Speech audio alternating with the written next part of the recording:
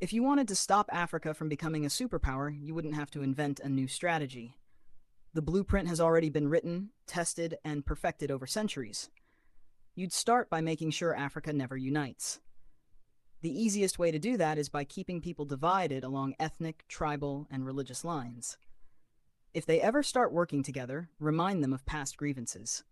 Stoke old wounds, fund separatist movements, keep border disputes unresolved. Make sure every time they take one step forward, they take two steps back because they're too busy fighting each other. You'd install leaders who serve foreign interests, not their people. Find the most corrupt, the most easily manipulated, the ones who crave wealth and status more than progress. Offer them power in exchange for loyalty. If a leader rises who actually cares about Africa, get rid of them. Assassinate them if necessary. But if that's too messy, just destabilize their government and back a coup. If they talk about nationalizing resources, make an example out of them. If they try to unite Africa, take them out before the idea spreads. You'd keep Africa economically weak by making sure it never industrializes. Let them export raw materials but never process them themselves. Control the mines, the oil fields, the rare earth minerals. Keep them selling cheap and buying expensive. If a country tries to break free and build its own industries, sabotage it.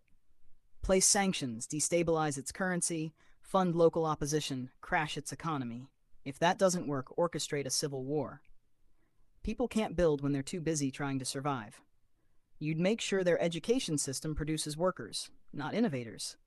Teach them history that glorifies their oppressors. Make them think their cultures are primitive. Their ancestors were savages. Their future depends on foreign approval. Train them to memorize, not to think critically. Keep their best and brightest looking overseas for opportunities. Make them dream of escaping Africa rather than fixing it. Offer scholarships that take their top minds to the West and never encourage them to return. Let the continent keep training doctors and engineers only for them to go enrich other nations. You'd control their narratives. Own their media, control their stories, dictate their image to the world. Make them believe they are corrupt, hopeless, eternally in crisis. Flood their screens with poverty porn and war zones. Show them charity ads that make them believe they are helpless without foreign aid. Downplay their successes. Twist their victories into isolated incidents. If an African country develops a groundbreaking innovation, credit a foreign investor.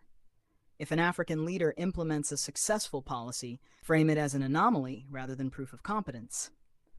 You'd make sure they remain dependent. Drown them in debt. Offer loans with impossible conditions. Force them to privatize everything so foreign corporations own their water, their electricity, their land. When they struggle, give them just enough aid to keep them alive, but never enough to make them self-sufficient.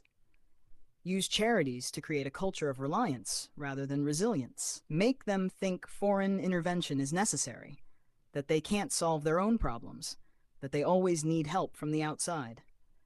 You'd suppress their military strength. Keep their armies weak, their defense industries non-existent. Sell them weapons to fight each other, but never let them develop high-tech military technology. If a country tries to build a strong defense system, accuse them of being a threat to stability. Make sure they always need foreign peacekeepers, foreign military bases, foreign advisors controlling their security. Keep them vulnerable to invasion, coups, and foreign interference. The formula is simple. Divide, corrupt, exploit, miseducate, control. Keep them fighting each other. Keep them looking outside for solutions. Keep them poor, dependent, insecure. Make sure every attempt to break free is met with resistance so strong that the next generation thinks twice before trying again. This isn't a theory. It's history. The real question isn't how to stop Africa from becoming a superpower.